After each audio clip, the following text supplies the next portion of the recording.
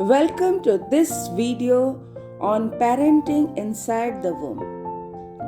I, Dr. Susmita Sahu, gynecologist from Talcher, Odisha, is going to explain about the rearing of child inside the uterus of the mother. Ladies and gentlemen, in my presentation, I want to explain the relationship of Vedic science and medical science, which has a deep impact on the unborn child. This should be followed by each and every mother so that we can have a better future generation. As much as 80% of child personality development can be done when it is still inside the womb of the mother. Just like voice recorder records sound, the baby's brain subconsciously captures and stores the data generated by the mother and effects of the surroundings. The good and bad thoughts created inside the mother's mind is absorbed subconsciously inside the child's mind when he or she is inside the womb. Accordingly, the personality of child is developed. The child's mind keeps each and every feeling what the mother feels inside its subconscious mind. This data stored inside the brain of the baby has a profound effect on the development of his persona. Once the baby takes birth, the mother's thought, emotions, behavior, and environment have deep impact on the development of personality of the baby. From our ancient history, we can analyze the story of Dushyant and Sakuntala. Hastinapur king Dushyant forgot Sakuntala due to the curse of Maharishi Durvasa. Sakuntala, who was pregnant at that time, never let her misfortune put a negative effect on the baby inside her womb. The serene atmosphere of ashram of Rishi Kashyap, where she stayed, had positive impact on her baby. Sakuntala's aim was to have best creation. She controlled her thought, diet, living, discipline, and behavior in such a way that it, along with the atmosphere of Gurukul, such a brave child was born who used to play with lions in the childhood. He later grew into Emperor Bharat, based on whose name the country name became Bharat. A few further examples are stories of Jijabai and Shivaji Maharaj, Mata Sita, Love and Kush, Putlibai and Gandhiji. This has always been a tradition in our country for creating great personality, which you all know. Friends, you can see mother's thought, emotion has deep impact on the development of the baby. Similarly, family and society can mold the personality, behavior, and habits of the baby. That is why what the mother sees, listens, speaks, and thinks are important for subconscious mind of the baby. Ultrasound and hormonal studies have authenticated this also. Professor Rupert Sheldrake of Cambridge University writes in his thesis Formative Causation, as you can see in this video. I'm Rupert Sheldrake. I'm speaking to you from London. I'm a biologist. I've spent much of my career working on morphogenetic fields, memory and nature, unexplained powers of the mind, and consciousness studies. Processes, a pattern can be imposed. I think morphogenetic fields work by imposing such patterns.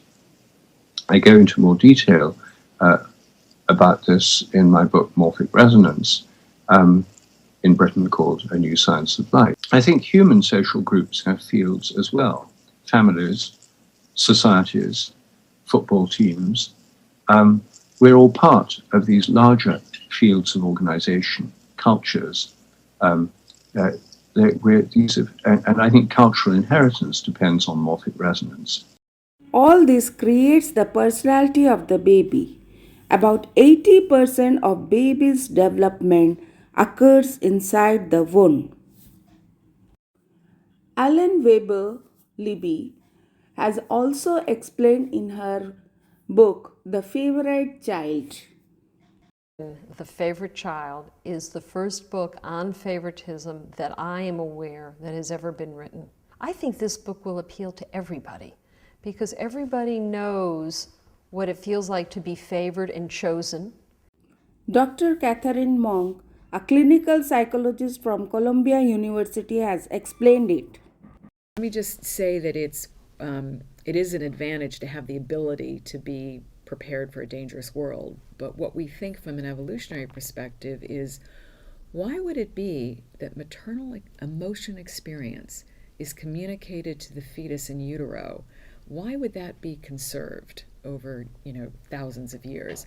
Maybe because it's an advantage to get a communication in utero of what the world is going to be like. So if your mother is in a really relaxed state in pregnancy, maybe it's because her world is not so stressful, and the baby then can do very well, anticipating not a lot of challenge. So the function of getting the communication of stress in utero is to prepare you for that dangerous world. If mother is happy, then positive hormones like serotonin, endorphin, and enkephalin are secreted. In contrast, if mother is sad, negative hormones like adrenaline, noradrenaline, ACTH, and cortisol are secreted. The hormones through blood subconsciously affect the hypothalamus and limbic system of the fetus, and thereby the personality of the child is consolidated. Now, let us discuss the effect of environment on fetal development during pregnancy. During the first month of pregnancy, following changes occur in fetus. In second week, neural plate is formed. In the third week, neuroectoderm is formed. In the fourth week, neural tube is formed, which further develops into brain and spinal cord. In the third month of pregnancy, different organs and parts start forming and sensory organ develops. In the fourth month, sense of taste becomes active. Brain cell develop at the rate of 250,000 per minute. The unborn baby starts to hear sound, smell, taste. The baby reacts to every sound and action of mother. So this is the time when the mother and the family or environment should create a positive atmosphere so that the mother can create the baby as she wants. According to WHO, health is defined as a state of complete physical, mental, and social well-being. It means every healthy person should have physical well-being, mental well-being, plus social well-being. By the fifth month, all five senses are fully developed and active.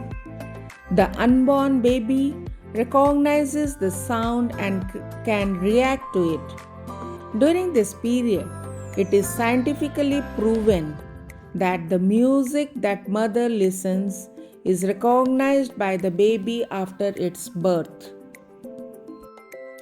Pediatricians have told that the absorbing capacity of the baby's brain to learn up to 5,000 words per day.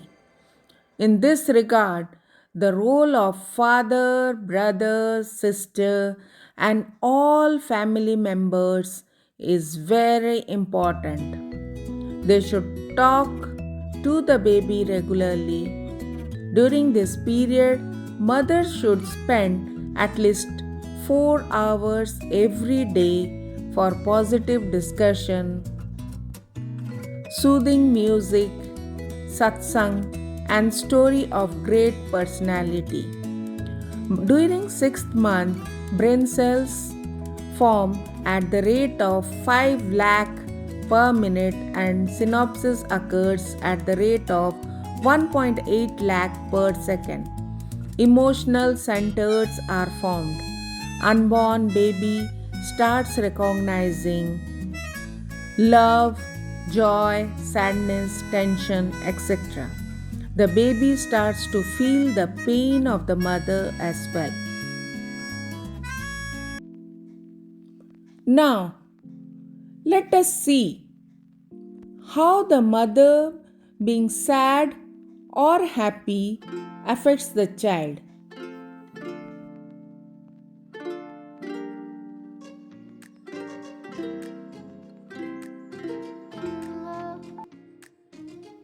If the mother is happy and environment is favorable, with the effect of good hormones, baby becomes jolly and improved concentration and positive emotion occurs. In contrast, if the mother is sad and environment is unfavorable, the blood supply to the baby decreases due to bad hormone effect. As a result, the baby is born with medical problems and is more likely to be irritable, angry, violent, emotionally disturbed, and mentally weak. From 7th month of pregnancy, music can be very useful. It has been seen through ultrasound that good music affects neurons of the baby in a positive way. In the 8th month, memory and learning capacity develop. This is the time to impart spiritual learning. The mother has great role in creating the baby interest in the field she wants her baby to be. In the 9th month, baby consolidates all memories accumulated during pregnancy and takes birth. Om is the best natural reverberating sound of the universe. It is considered the sound of the sun and can have a very positive impact on the baby. With this, I end my talk. I hope everyone have appreciated the relationship of medical science with Vedic science. Thank you all for your patience hearing.